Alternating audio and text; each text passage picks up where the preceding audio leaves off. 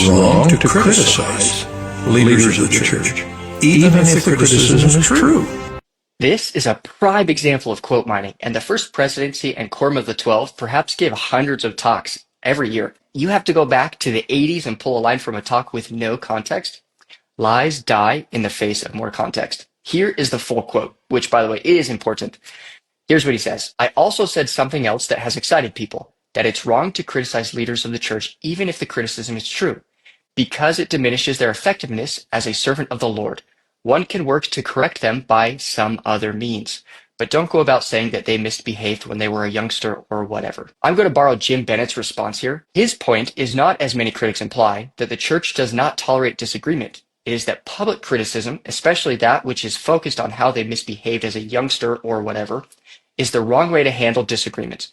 One should work to correct them by some other means, other than publicly embarrassing leaders, especially on irrelevant points that are discussed solely with the intent to embarrass. This is actually a biblical principle. Moreover, if thy brother shall trespass against thee, go and tell him his fault between thee and him alone. If he shall hear thee, thou hast gained thy brother. That's Matthew 18:15. Elder Oaks in this occasion wasn't saying don't ever criticize your leaders. He was saying do it in private, or there may be a better way than calling him out in public.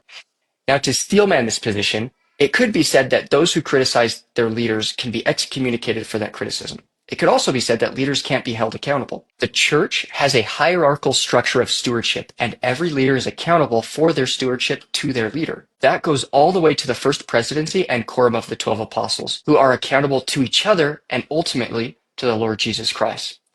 To borrow from Jacob Hansen here, the church is not a democracy. It is a top-down structure with Jesus Christ at its head. All are held accountable. As for criticizing leaders in the church, let's pretend you're a coach of a basketball team, and you have a player who is disregarding your calls and coaching, criticizing every decision and inciting the rest of the team to rebellion.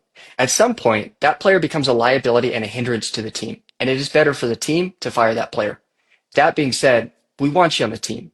Come grab a jersey. And what do you think? Does more context here help?